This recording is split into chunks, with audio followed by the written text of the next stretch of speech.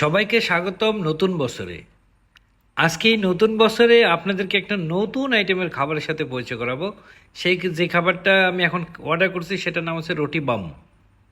তো এই রুটি বম কীভাবে বানায় সেটা দেখেন।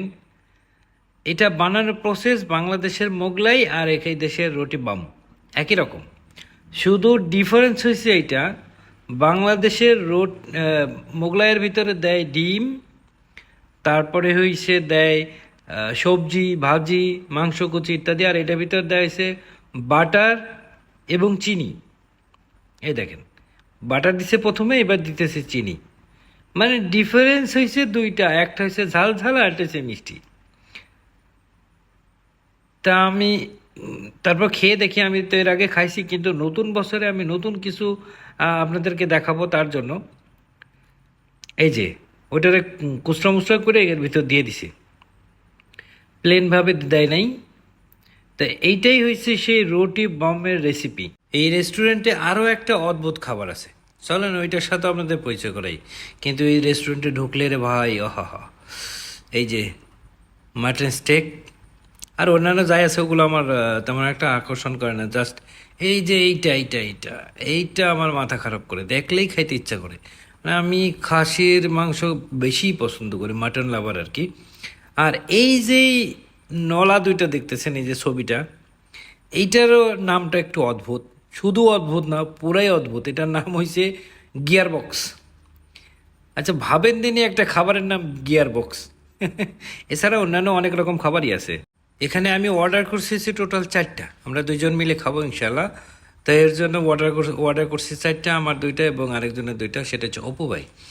তা এই হচ্ছে রেসিপি। আপনারা যারা বাসায় রান্না বানায় খেতে চান আর কি, তারা চাইলেই এই ভিডিওটা ফলো করলে আপনারা পারবেন বানায় খেতে।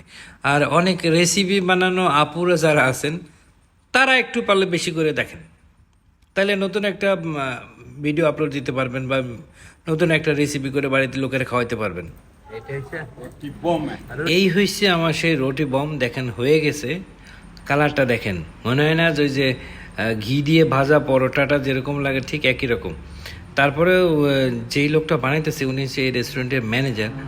ওনার হাতের কাজ অনেক সুন্দর এবং উনি মানুষটা অনেক ভালো। আমি আবার একটু খাবার রসিক, তো খাইতে আমার খুব ভালো লাগে। চিনি কিভাবে উতলাই যাচ্ছে, চিনি আর বাটার একসাথে মিক্স হয়ে কিভাবে উতলাইতেছে দেখেন।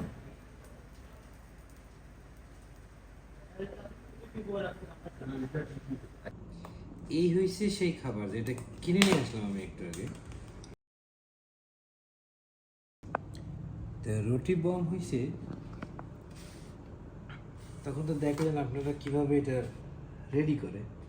আর এখন আমার খাওয়ার পালা, তাহলে শুরু করি।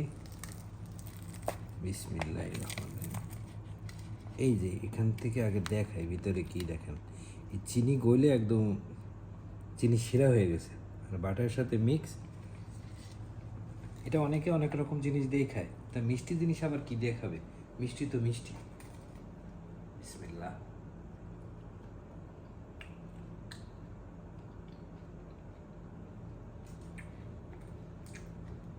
এইটুকু খেয়ে কি কোনো রিভিউ দেওয়া যায়? একটু বেশি করে খেতে হবে।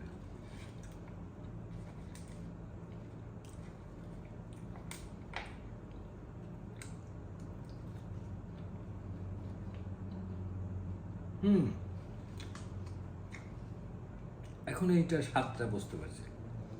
এটা খাওয়ার থেকে জিলেপি খাওয়া অনেক ভালো। কারণ এর ভিতরে শুধু চিনি আর চিনি। তো এটা না খেয়ে আমরা বাঙালি যারা আছি, এই রুটি বম না খেয়ে আমরা জিলাপি কিনে খাবো, বেটার। এটা আর কোনো রিভিউ নাই, এই পর্যন্তই। Thank you.